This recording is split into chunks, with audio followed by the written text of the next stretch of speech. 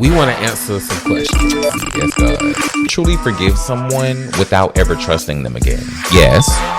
What helped you build confidence? If you require things from me that require me to compromise my being myself or me being at my most 100 self, then I can't be with you. Is it really that deep? No, but we make it that way. Well, let's talk about it. Let's talk. What's going on, everybody? It's Oaklyn Jonas Galloway, a.k.a. OJ the OG, because I always got the juice. And it's Ressie G, not Cardi B, but I still get to the money. Oh, and you guys have tuned in to another episode of the Casually Deep podcast. Thank you guys so much for being here. And today is going to be a very fun episode because it's all about the casual chat. Okay. If y'all follow us on social media, make sure that you guys follow Casually Deep, the podcast, or Casually Deep podcast on all socials. And it's for Voice and Bedford and Bomar and Ressie G and OJ Galloway. You would have seen that we posted, since y'all were in the comments, in the DMs, we posted that we want to answer some questions. Yes, God. It was a very overwhelming amount of questions. It was about like 40 something questions. So we're not going to do all of those. We're just going to do 10 each. Okay. So what we have done, we've chosen from the list. Mm-hmm. I'm going to do 10. He going to do 10. Mm-hmm. And we're going to answer these questions on this episode. So if the question was yours, make sure you drop down in the comments and say thank you or whatever. Or if you don't like our answers, just, express how you feel. All right. You want to go first? I can. Okay. Okay, so my first question comes from Jordan from Los Angeles. And the question was, does social media make people more confident or more performative? And my take on that is I believe that social media makes people more confident to be performative. More confident to be performative. Yes. Okay. I think that there is a confidence, but it's misplaced. And the confidence goes into being performative instead of being who they actually are. Because places like, we always hear that Instagram is nothing but a highlight reel of what someone's real life is, right? Right. And so people are always trying to put their best foot forward on Instagram, on the internet, online, wherever they're posting. Mm-hmm. And so I think that with it being the age of everybody wanting to be a content creator, everybody wanting to make money from posting now, I think there's a lack of authenticity that comes with people who have a frequency of posting. I think that everybody is posting for a reason now. You know what I mean? They're not just posting just this is your life. Right. Like, and I think it's give gone. A damn about emotion. Okay. It's really gone from being about a highlight reel of your life and being a curated presentation of what you want people to see for whatever reason you want them to see it. And, I think for me, I will say when I was, 22, 23, styling in Atlanta, and then I had a little Twitter battle with this girl that was on Cutting It in the ATL because I was Team Lucia.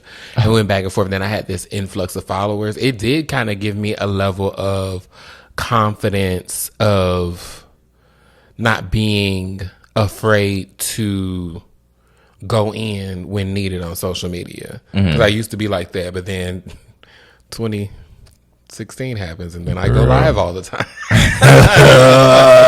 So yeah, I would say, I guess it's based on the person too. I think depending on who it is, because like some people look for validation, to your point, through social media. Some people, if you rich and that's your lifestyle, it's just your lifestyle. Sure. But I think that some people do look for validation with, like, even here you read the question, I think about Escape at SWV when Tiny and Candy's whole selling point was we should open up because we got more on social media versus them. And then they was like, y'all might got more, but we got more hits. We sold more. And so I think it does have nowadays has like some level of validation with it that comes with it. But I think it goes from person to person.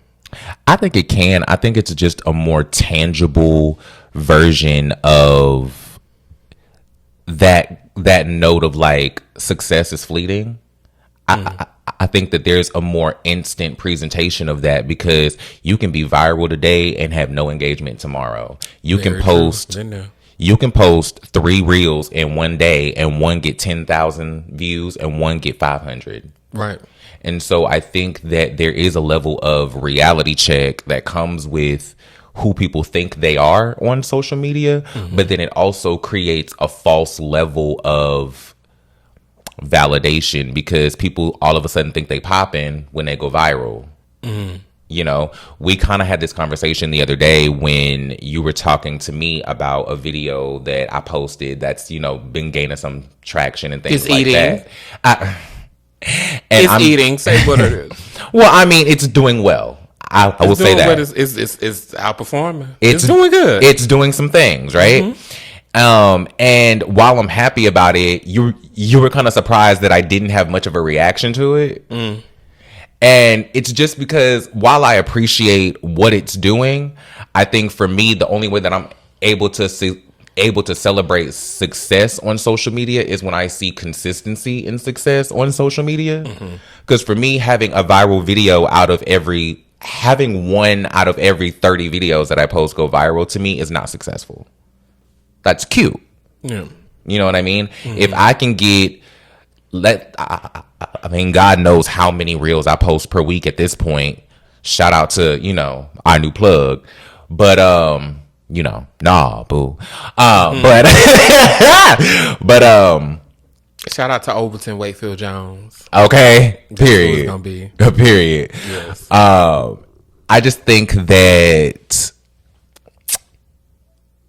for me, I just that, and I also come from a level of traditional media that doesn't hold on to like this consistent, like this instant gratification that comes with social media. I'm used to like weekly ratings. I'm used to seeing how things pan out over the quarter. I'm used to tracking a weekly streaming show, you know what I'm saying? So I'm not used to posting something and then the success of that post being determined within an hour. Right.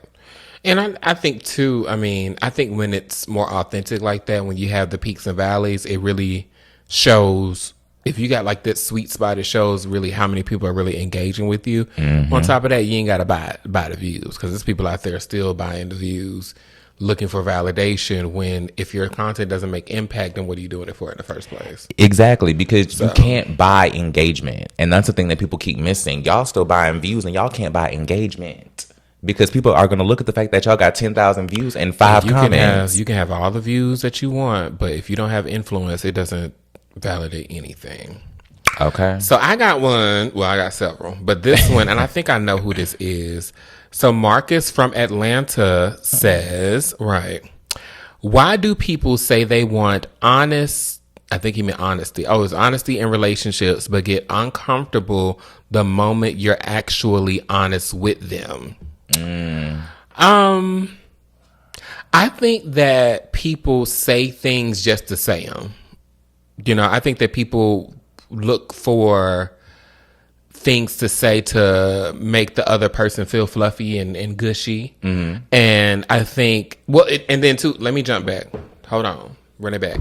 I think that when you say honesty, Marcus, what is honesty? And because it depends, there's different levels when you get into a relationship. I wouldn't know. I haven't been in one. I'm trying. We'll get there. But I know for me, it's like I would be honest, but at the same time, somebody could call me dishonest because I don't divulge information freely. I'm only going to answer the questions that you ask me. And so now I'm not going to go out and cheat. I'll leave you before I cheat.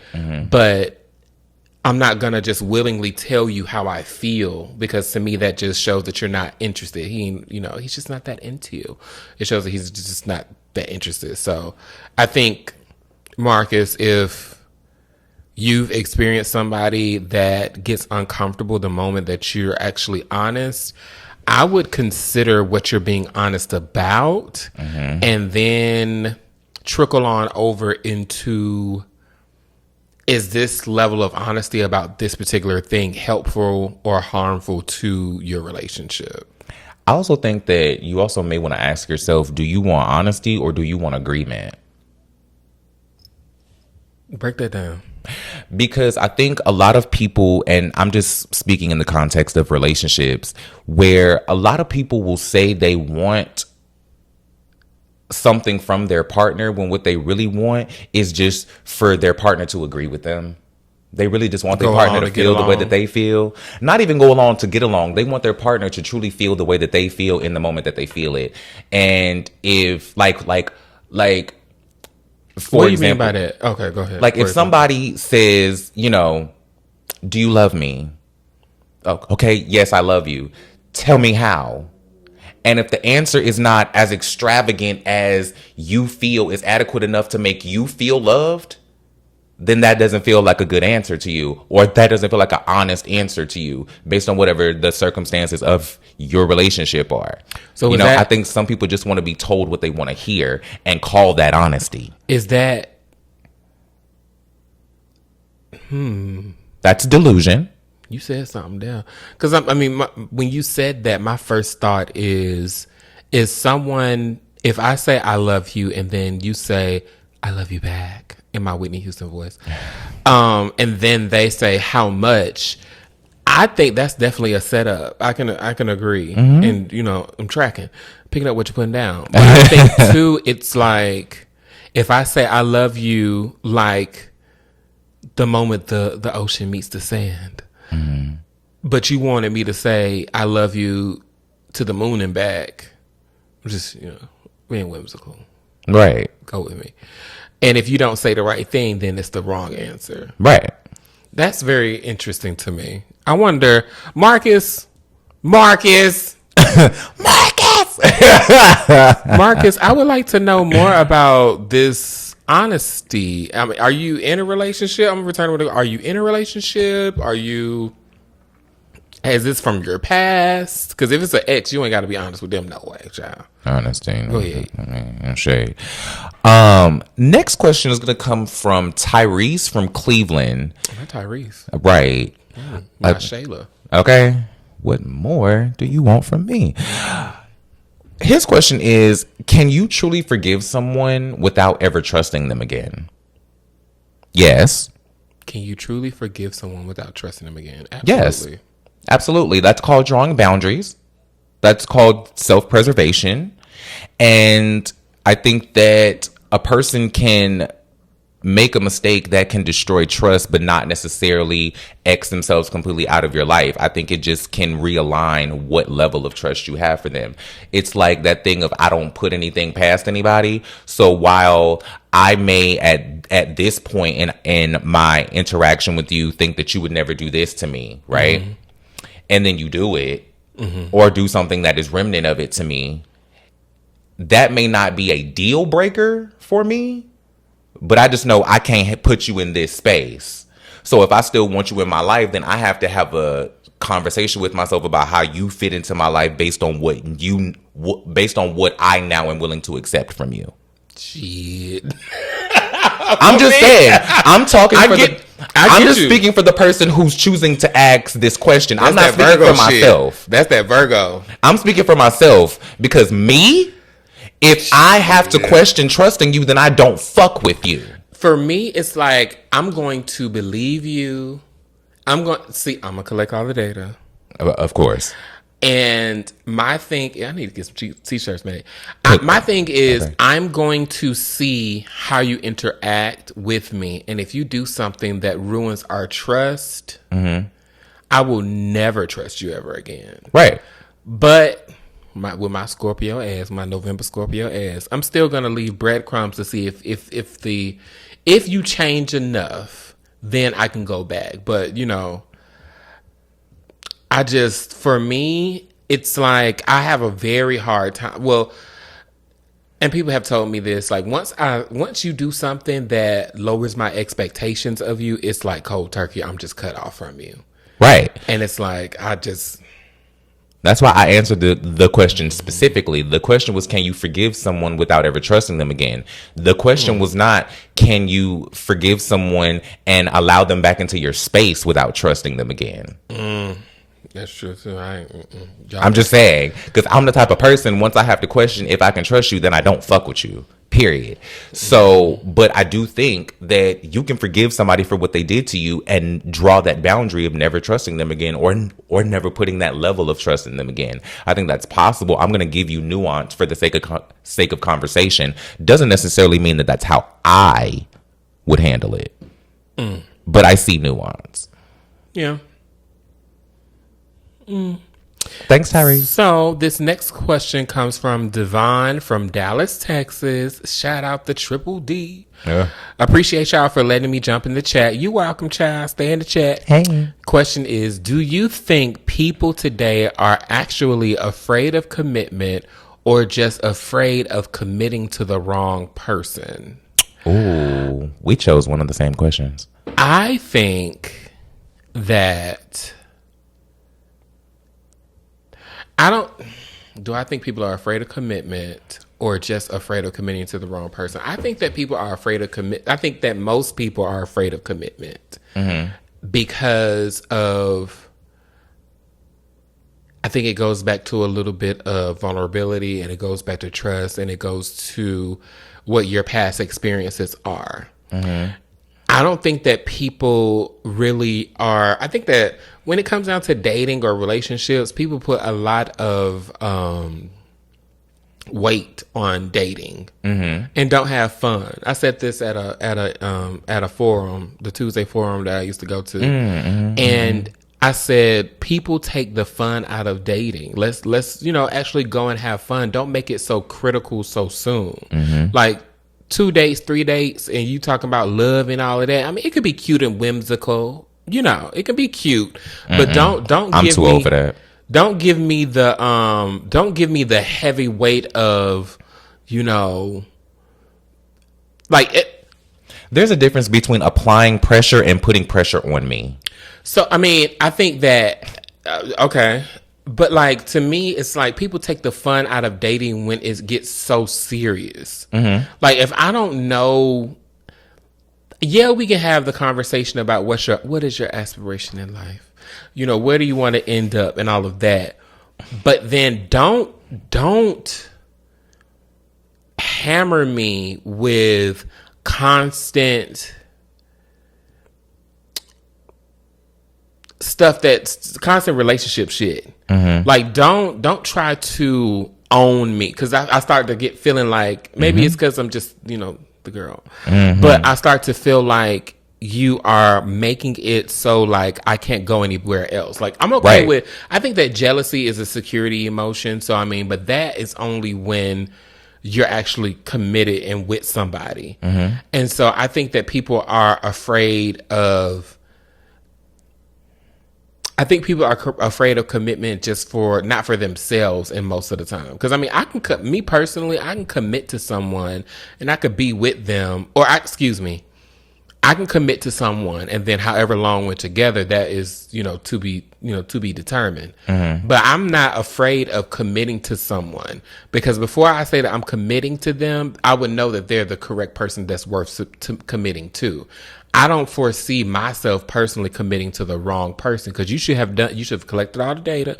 You should have done all your research. You should have temperature checked, took them out to eat in public, see if they chew with their mouth open or not. Because listen, smack all you want in the house. Woo, but when we go out, baby, I do not need to see a half. I do not need to see that little dangly thing that's swinging in the back of your throat. I do not need to see a massive. By the way, it's called a uvula. Ravaged piece of steak in your mouth rolling. That's going to be the easiest way to turn me off. Like that's just not. I mean, just I mean, it's I don't know. I mean, it's just the same. It's the same concept of being loud in public and stuff, in the restaurants and stuff. I mean, we can kiki and be loud at home, but I hate being disturbed when I'm trying to have an experience with someone. Okay, so the question was, are people more afraid of commitment or more afraid of choosing the wrong partner? I think that just based on my own experience recently and my own observation, I don't think that people are afraid of commitment at all. And I don't think people are afraid of committing to the wrong partner based on the way that people approach dating nowadays. Like, it's like we had that conversation about swipe culture and dating apps. And if you look good enough for them to swipe right on, then you look good enough to fit into whatever box they are looking for, whether it is a hookup or a relationship. And my experience is the people who actually want to get past more than one date with me or realize that I actually have the potential to be a relationship type, you're staking your claim. And it's literally, they try to start the dating process instead. Like, here's the thing. What I've noticed about dating today is a lot of people try to date people without getting to know them. Right. Y'all skipped the whole talking phase. Now, ain't no talking. It's just strict dating. You mind. Right. Bae, what you doing?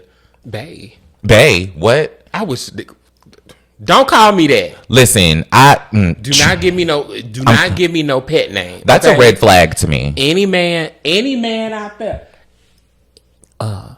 Any man out there. Sheree. Any man out there that want to call me a pet name, don't do it.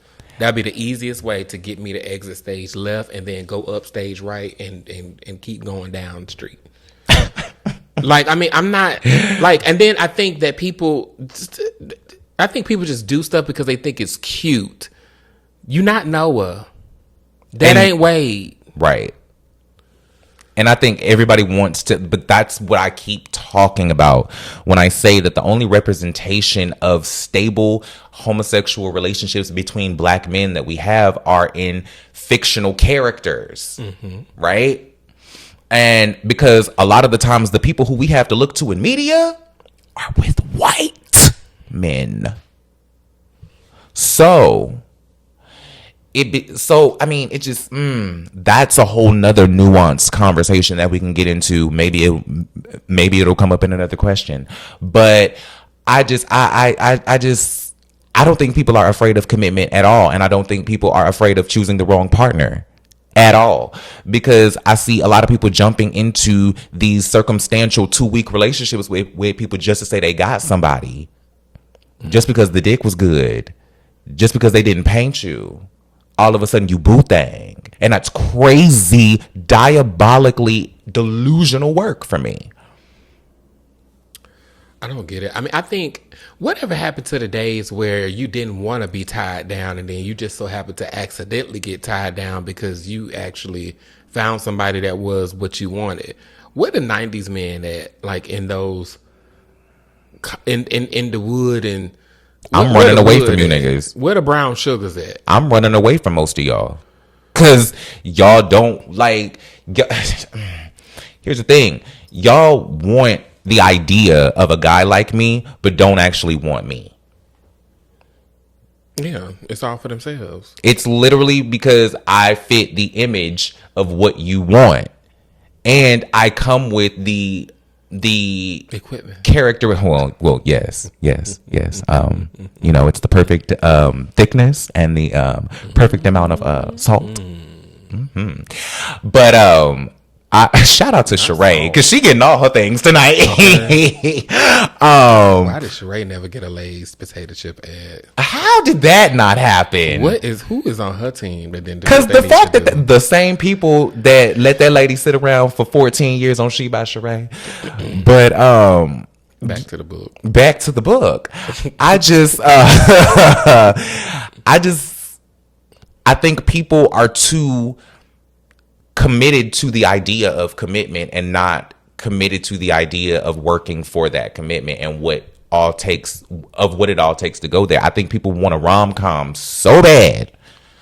Y'all want to be on Noah's Ark so bad that y'all are willing to skip everything that these people have gone through to go there. Do you realize that Alex and Trey, by the time that we saw them on Noah's Ark, have been together for 10 years? And just because they met in a grocery store, that's what y'all are just aspiring to do. Right. In the grocery store. Like Chance and... Half of y'all don't even know how to cook. Hello? Just saying. Like, it's just, I don't know. Y'all be trying too hard. Y'all be trying too hard, but don't be trying at all. Like, y'all be doing the most with y'all the least. Y'all be trying too hard, but not trying hard enough. Yeah, like, y'all be doing a whole lot of talking and don't be saying shit. It's so misplaced because I'm like, y'all ain't got no game.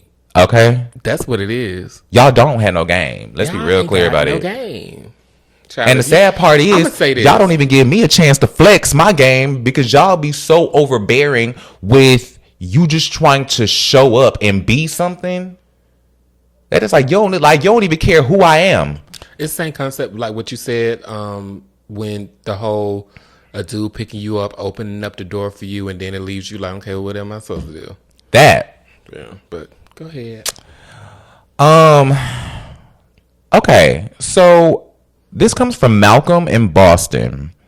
And Malcolm asks, is emotional intelligence something you can learn, or is it something you either have or you don't? Mm-hmm.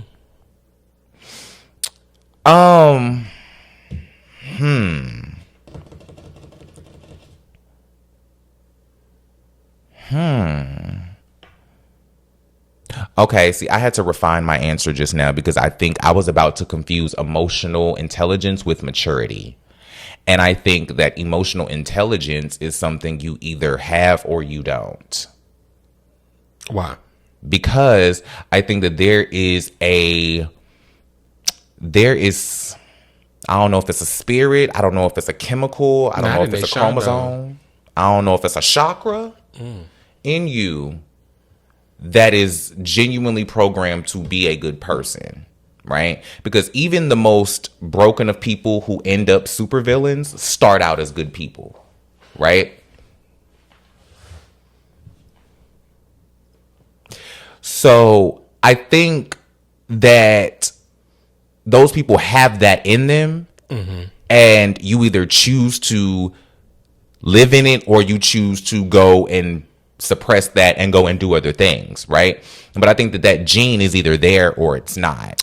You know, I think that everybody, I feel I'm of the belief that you can actually learn to be emotionally intelligent. I think that it is a daily task, like being kind. Like if you go out into the world and just be nice, you have to work at being nice. I mean, especially in the world we live in. So like being emotionally intelligent. Yes, I do.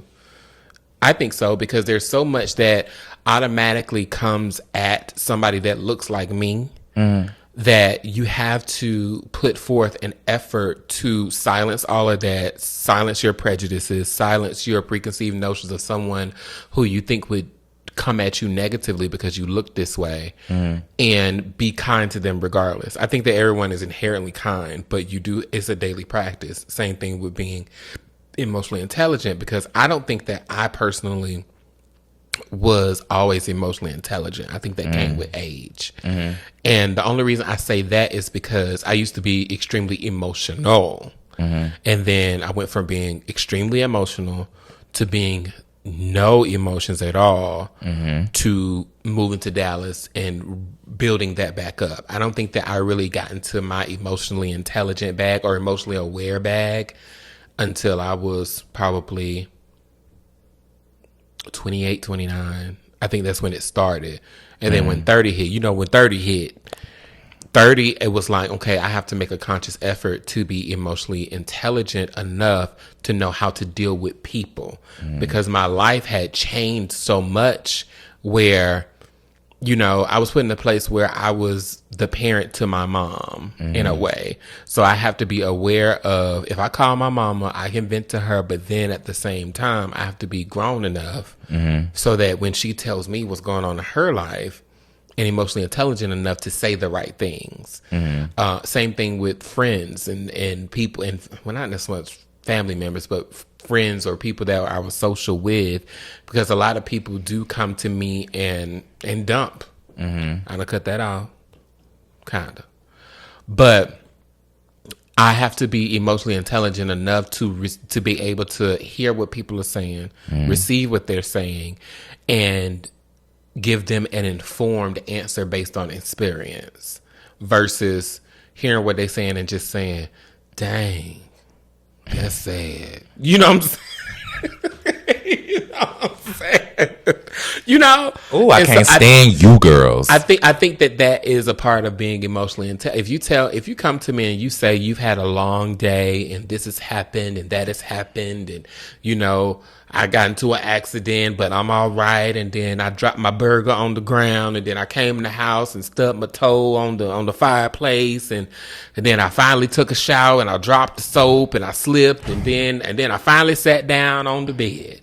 And did you find your scooter at the end of this? You didn't find your scooter. I finally sat down on the bed, and then when you sat down on the bed is when you called me. So for me to be the completion of your day, as a friend, as a parent, whatever, and for me to be the end of your day, I think that you have to be emotionally intelligent enough to understand, okay, you've had a worse day than I have, so let me be the person to kind of be your help meet in this moment, and just be aware enough to just be like, okay, I get it, and then muster up whatever energy I got, even though I may have had a bad day, but you had a worse day that you need right now. And then hope that when my day is worse than yours, that you give me what I need in return. I can see that. I think my interpretation of that question comes from more of a self-preservational perspective, because I think the way that I break it down is the more emotionally intelligent and available I am for myself, the more that I am available to other people, and able of accruing that amount of intelligence to delineate to other people. You know what I mean? I think that it's, you know, I think I've gone from living my life under that treat people how you want people to treat you. I think that's how I've always shown up in the world, which is why I was like, do you have to work to be kind to people? Because I just treat people how I want to be treated, and that's being inherently kind, I guess. But then I've gone from that to putting on my own mask first before I can help anybody else. Right. So I'm like, if I have it to give to you, then I have it to give to you, and I know how to show up. Then I ain't got it, and you ain't like it, you don't like it. But I think that the reason why I've kind of arrived at this place is because I have had a consistency of being able to be emotionally intelligent enough to put myself aside for others. And then once that is not reciprocated, that is painful. What do you think is the line between being selfless and being emotionally intelligent enough to put yourself to the side to be there for somebody else? Or are they one and the same? I think it comes in two parts. I think it goes back to something that you said on a previous episode about that selfless act of being able to give to somebody to the point of almost depletion, right? I think there's that. And for me personally, it's the ability to put my emotional vulnerability to the side to be emotionally available for others when they need me, and more times than not being able to receive that from others, because I have had people come and dump on me and emotionally, traumatically, all of the things, and no matter what I'm going through in that moment. To be clear, OJ, the OG, is not a scat daddy, okay? Absolutely not. Just saying. Absolutely not. Gotta clear it up for the people. Gotta clean it up for the people. Gotta wipe it up for the people. But I've had people come and lay their burdens on me. Down by the riverside. Down by my riverside, okay? And I've been able to put my lack of emotional bandwidth to the side to still be available for someone. But more times than not, when I have gone to people in need of that emotional safety net, I get met in response with how what I'm bringing to them affects them. Right? So now it's led me to a place of, I put my mask on first. I'm emotionally available for myself. I am my own best friend. I am going to take care of anything that I need to take care of and internally first. And that includes securing the people that are able to handle me outsourcing that emotional necessity too. Yeah. Right? Because what's in the cup is for you. What come out the cup is for y'all. Correct. When my cup runneth over, that's what you get. That's what y'all play with. Y'all cry over that spilled milk, right? But I think that's allowed me to not only emotionally protect myself, but emotionally protect others, because I've gotten to the point where I have suppressed so much that the right person comes to me on the wrong day and they accidentally get cussed the fuck out. Not accidentally get cussed the fuck out. That's funny. So, moving on to the next question. Wellness starts at home. This question comes from Devontae in Houston, Texas. Devon and Devontae. Says, you got all the boys out. Or he asks, he says, thanks for letting me join the chat. You're welcome. Thanks for coming. What helped you build confidence when people tried to make you feel like you were too much? That's a good one. That's a great one. I think what helped me be in confidence is me understanding that I always was too much, even from being a small child. But there was a time where I kind of blacked out a lot of that because I was dealing with life. But in my late 20s, now my early 30s, I understand that being too much is just enough, because my muchness is helpful past myself and my core audience. Like when I get DMs of parents and other Black gay men that look like me, and they say that I inspired them, or there was something I said that helped them, that's me being too much. Because me being less is just being quiet and not doing this, even doing this, or doing the other things that I do. So I think that it became, me being too much became a selfless act versus just being flamboyant like people would say when I was in like my early 20s. I think that my too muchness has kind of varied and fluctuated over the years, and it's kind of shown up in different ways, but the way that I approach it has all kind of been the same. I think once I was able to affirmatively recognize the irony in normalcy, it allowed me the path to freely be myself without any hesitation.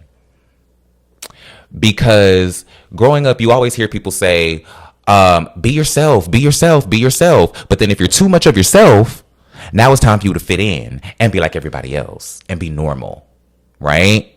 So you're only allowed to be yourself enough for everybody to accept you, right?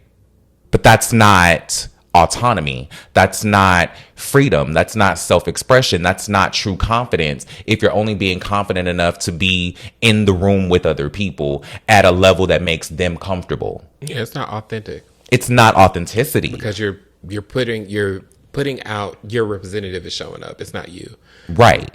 And so I learned early, partially because I was alone a lot as a child. Shout out to my mom for making me a latchkey kid. I think that sorry, that phase just took me out. I think that it allowed me a lot of time to really understand who I was as a person and the things that made me who I am. And so when I showed up in the spaces of my peers, and I don't want to necessarily say advanced, but I had tastes beyond what people my age or my demographic, so to speak, was interested in. Like I didn't know any other eighth graders that were obsessed with Grace Jones. I didn't know anybody who knew all the words to Sylvester's first 3 albums by heart. You know what I mean? Like, I didn't know anybody whose favorite band was Seven Dust as a black person. But the reason why my favorite band is Seven Dust is because they have a black lead singer. But most people don't care enough to know that. Shit like that. Seven Dust is. Shit like that. It's just like when I recognized the things that made me different than everybody else were all things that I never had any shame about. Like, I was like, bitch, I'm a cool motherfucker. I don't give a fuck what none of y'all talking about. And then as I got older, all of this stuff came around and I was like, oh, I'm just ahead of my time. Like, it's just like, oh, okay, I'm different because I'm different. That's something I've been saying a lot recently. And it's just something that once you recognize the power in your difference, that's when you're going to allow yourself to truly be a confident individual. Because there's, you know, people say it all the time. You may as well be yourself because everybody else is taken. Mm-hmm. So, Devontae, be yourself, baby. Be your muchness. That. Let's see here. Okay, here's a good one. Tariq from Philadelphia asks, thank you for the question. Do you know Jilly? Okay. How do you stop internalizing stereotypes of feminine men? And this question is interesting for me because my interpretation of that question is a lot different now in my mid-30s than it would have been in my mid-20s. Mm-hmm. So my interpretations of femininity and the stereotypes that come with that now is me making a conscious effort to not take advantage of the masculine privilege that I now have, me not leaning into same-sex misogyny, me leaning into constantly fighting the little tick in the back of my mind that wants to remind me to curtail the femininity that is ingrained within me, my butch queenness, because of the perceived masculinity of the world around me. Does that make sense? So is that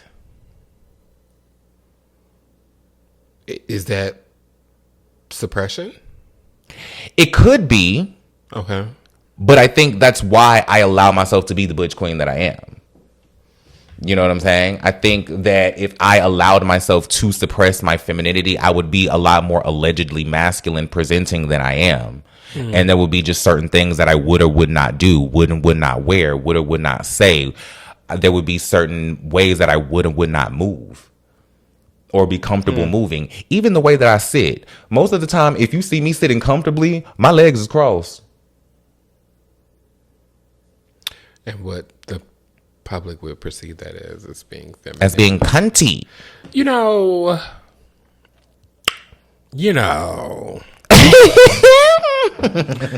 I think that this conversation about masculinity and femininity and suppressing all of that has changed over the years, especially for me, because my masculinity and my femininity has always been a topic of conversation, from family to friends to social media. It's always been that. And it's just something that I got comfortable with. So what was the question again? The question again was, how do you stop yourself from internalizing stereotypes about feminine men? So for me, I can't allow myself to internalize a stereotype because, one, it's changed. So my level of my idea of femininity has changed so much that I don't identify or see the stereotype anymore. Because originally it was makeup in a bag. Now it's not that. Originally it used to be, you know, hair dripping down your back. Now it's not that. Right. Like you see the butch queens nowadays, or the YNs with the crossbody bags wearing all pink. And, you know, when I was coming up, pink mean gay.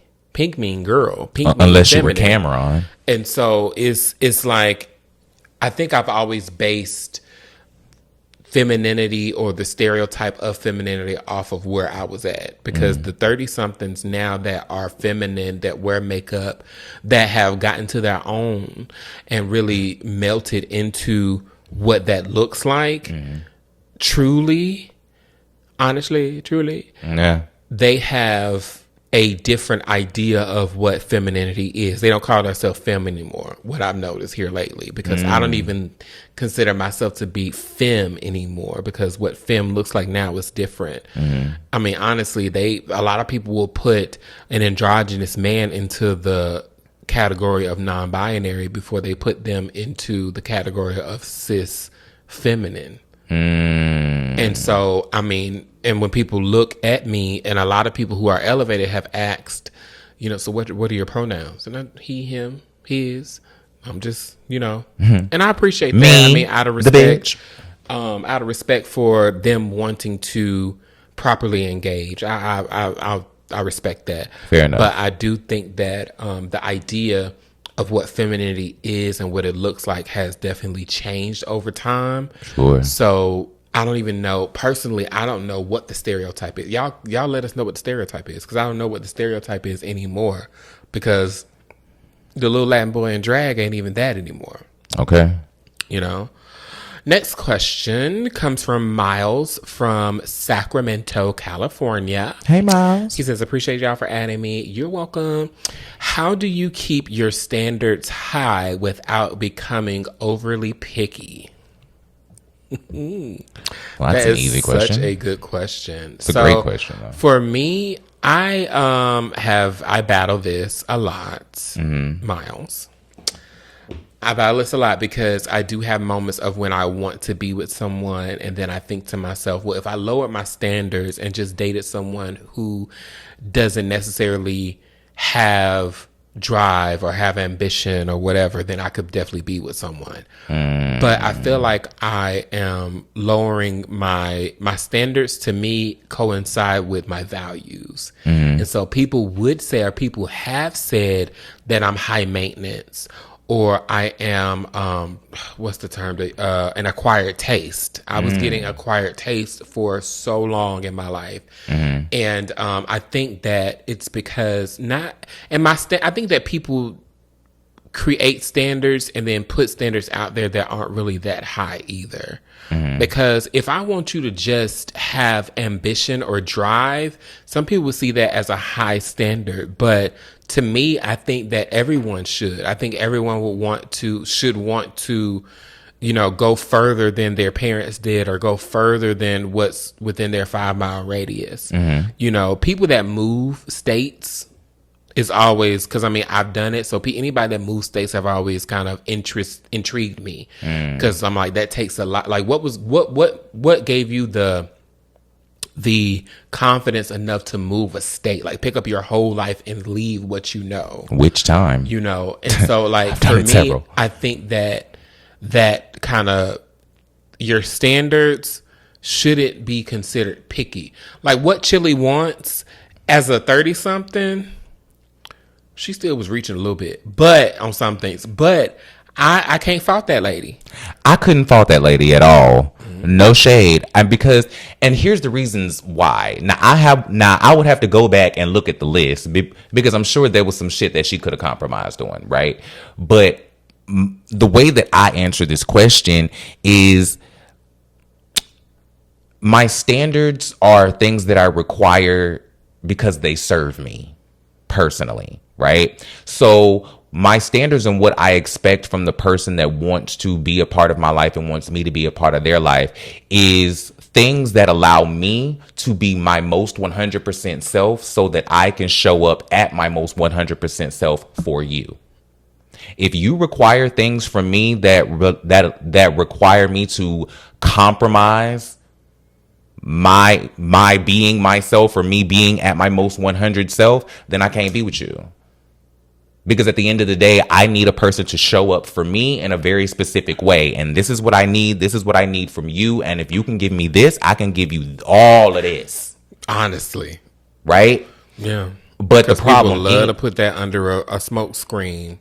Right. Put up or shut up. But the problem is that so many people claim they want something. And then when the person tells you what it's going to take to get that, then all of a sudden my standards are too high, or I want too much, or I'm high maintenance. They just don't do it. Shit. And it's like, listen, this is how I need you to show up for me, to allow me the amount of space and bandwidth to show up for you at my most 100% self.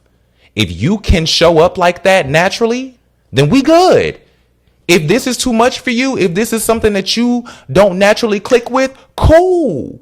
You just ain't my person, and that's not a problem. You're just not my person. Just leave me be, babe. Stop trying. Stop trying. It's okay to stop. Please stop trying. I don't think we'll get through all these questions. Let's do one more each. Okay. Your turn. This is good. Thank y'all for joining the casual chat, honey. Y'all sending these questions. These some good questions. Yes. Okay. So let's switch it up a little bit, because we've been talking a lot about relationships, and I try to steer away from choosing specifically relationship based questions. Just to keep from being triggered, because I refuse to cry this season. So, Corey from Oaklyn, California. Hey, Corey from Oaklyn, California. He says... Corey from Oaklyn. Banji, right? If you know, you know. Right. Hey, husband. Does web reality give a more authentic representation than mainstream reality television? It was supposed to. It doesn't. And the reason why is because the girls get on web reality shows and they try to emulate or replicate what they see on mainstream reality shows, instead of just being themselves and creating a whole new thing. Right? Everybody want to be Nene Leakes. Everybody want to be Kenya Moore. Everybody want to be Portia Williams so bad. Y'all want to be Phaedra so bad that we miss getting representation of people within our genuine communities, because we see so many people trying to emulate everybody else. And at the end of the day, it goes down from the people who are on the camera to the people who are behind it. No shade. I don't think that there are people in web reality at a majority that are getting to the root of really showing people's lives and showing an authentic representation of who the people they cast are. And the ones who are don't get the shine that they deserve. I would have to agree, because I think that there has been a huge shift from 2017 to 2020. I'll even 2021 and a half. Just go with me. Because when things started to bud in the web reality space, it was because there were people that you bought into.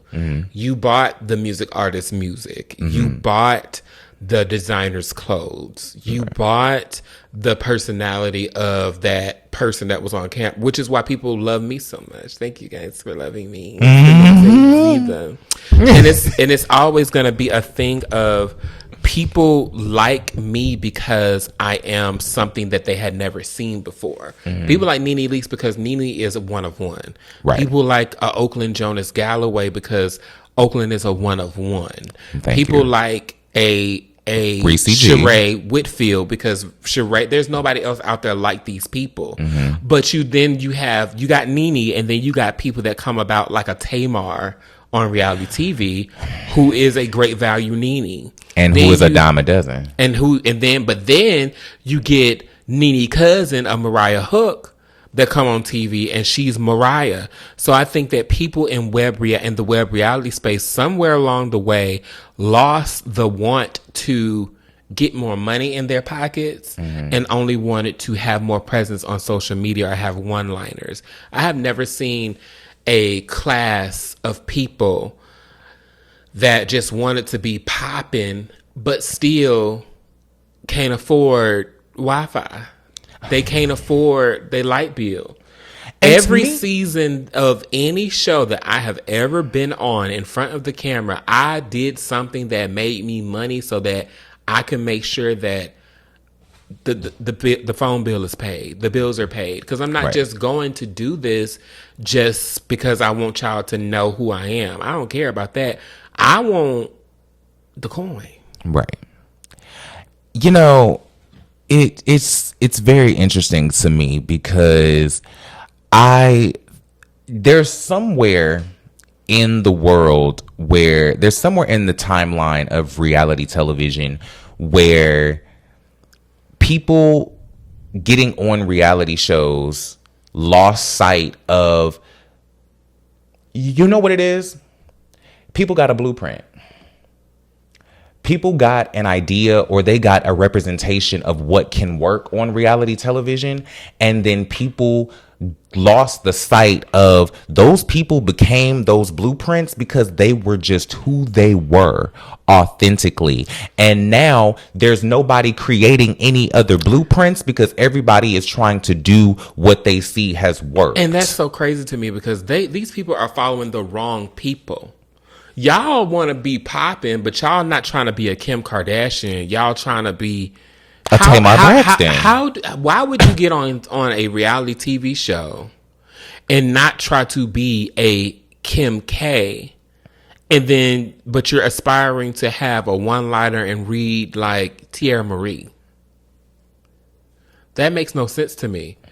If I'm gonna get on a reality show, listen, I want to be Kim in the Gucci dress, the 8-inch platform, cheap shoes, tripping over myself because I had too much champagne at the Vanity Fair party. Hello, that's what I want. Hello, but I think that people, I don't know, but I think, and people will say grown people are grown people, whatever. But it goes back to the producers. I believe that when you are a producer, I can only go after what I chose to do with this path that I chose.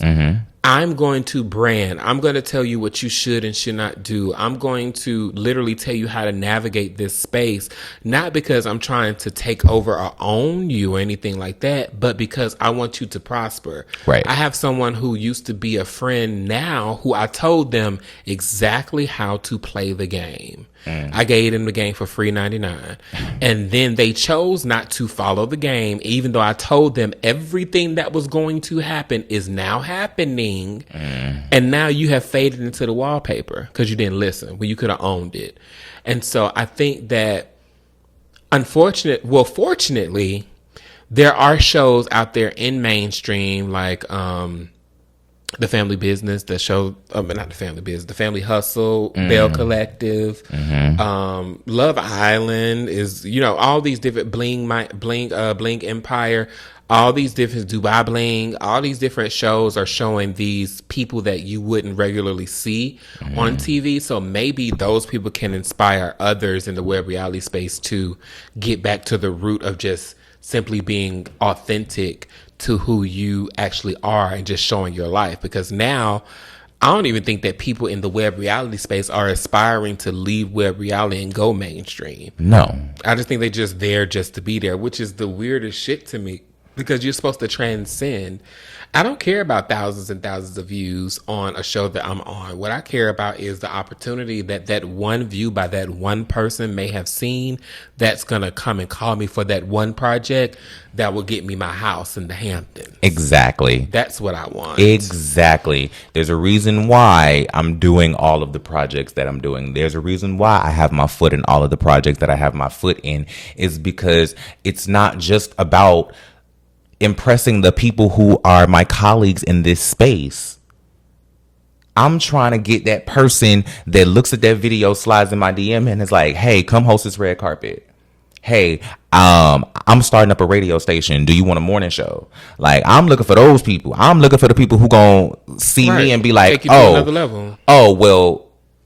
Scott Evans is leaving Access Hollywood. Right, so do you want the job? I mean, I know Claire's is closed, but I didn't have another example. I mean, and I think that people just miss that in the web reality space mainly. I blame the producers. I mean, because I think it's the producer's responsibility to pour into these cast members as much as possible, because in turn it makes you look better. If your goal is to make a great show, you have to get to know your people instead of exploiting them and just wanting them to get on camera to fight because you want the views, because you want that monetization check. I'm going to tell you right now, and I've had these conversations with mainstream producers. Mm-hmm. They want to see the quality of your work, not the amount of numbers you get. Because if you provoke people to fight and you're not in front of the camera, they're not going to hire you because you don't have any staying power. Look at Angel Brinks. Angel Brinks was great in an ensemble cast show. She went over to WeTV, had her own show. Tank. Great show, but it didn't do anything for her to transcend past that. Right. So if you, producer, are out there provoking these people to fight, putting keys in people's backs, and then you get the numbers that you want, you get the monetization that you want, who do you think is Jesse Collins not finna call you to say, hey, come and help me produce the next Grammy Awards? Because all you know how to do is throw a steak in the middle of a pack of wolves and watch them fight over it. Right. And it's late and it's tired and it's through. And then even on another side of that, just really quick, I think when it comes to producers, y'all, especially these web reality producers, I think producers have lost sight of having vision for the show that they want to create. And they've gotten into a habit of letting their cast members determine the show that they put out. And I feel like if you're going to be the producer, if you're going to be the spearhead of a project, then cast for the project that you want to produce and cast people who are going to fit the vision that you want to create.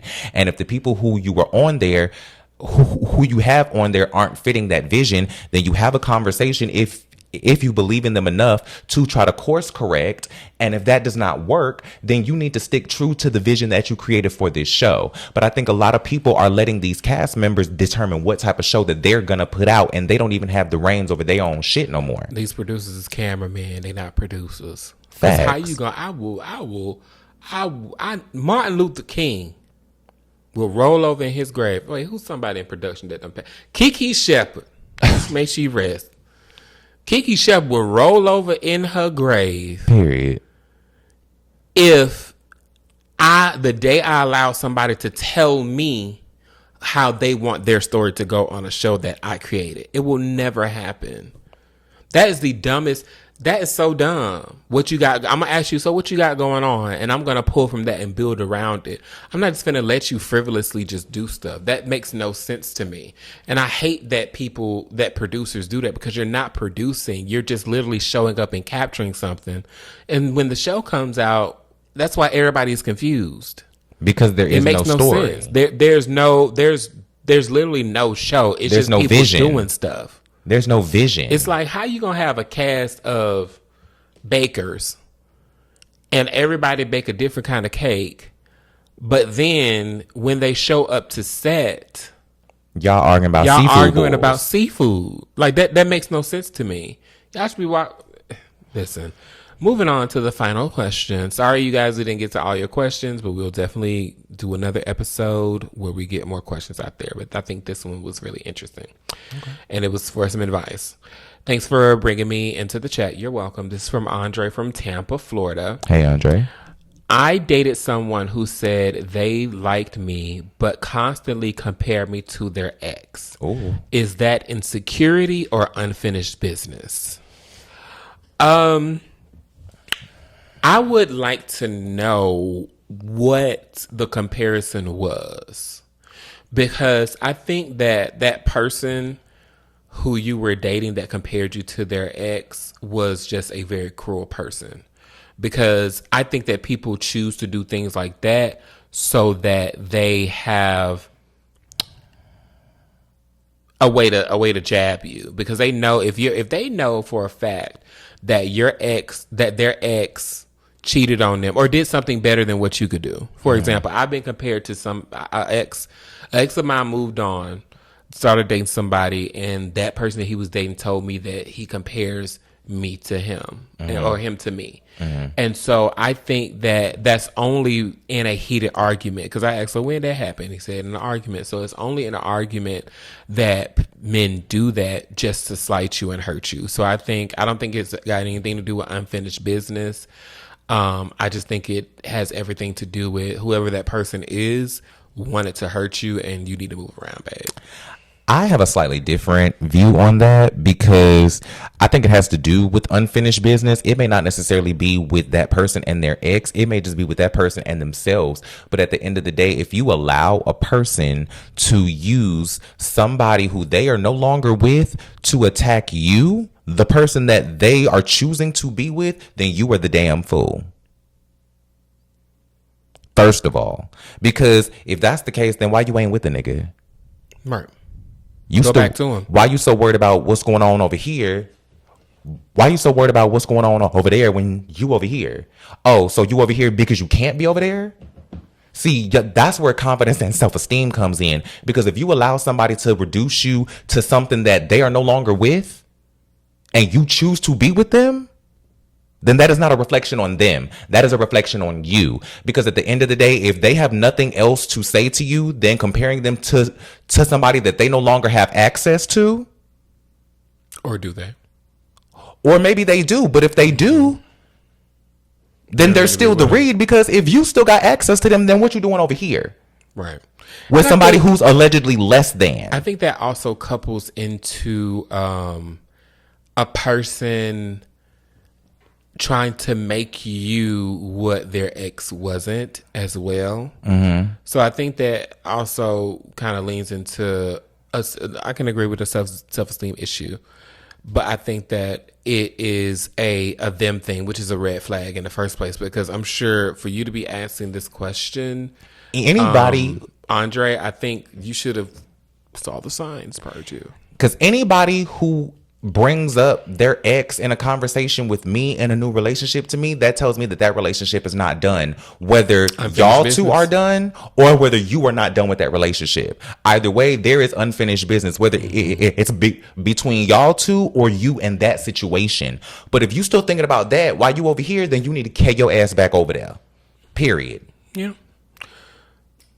So that's been a casual chat. This was cute.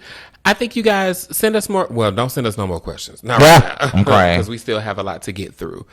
But I do think that if you take the advice that we gave, let us know how it applies to your life if you like what we said.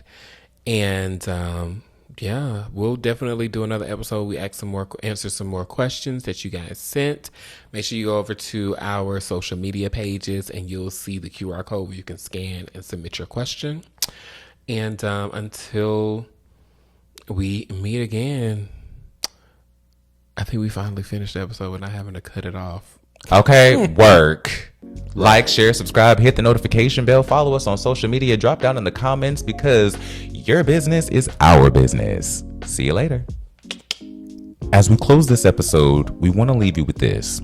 Sometimes the growth you're looking for doesn't come from the people who already know you.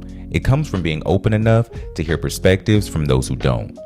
There is power in asking questions, in listening without defense, and in allowing yourself to be challenged in ways that expand how you see the world and yourself. Not every question will fit, but every perspective has the potential to teach you something. So, stay curious, stay open, and don't be afraid to grow beyond what's familiar. Because sometimes the deepest understanding comes from the most unexpected voices.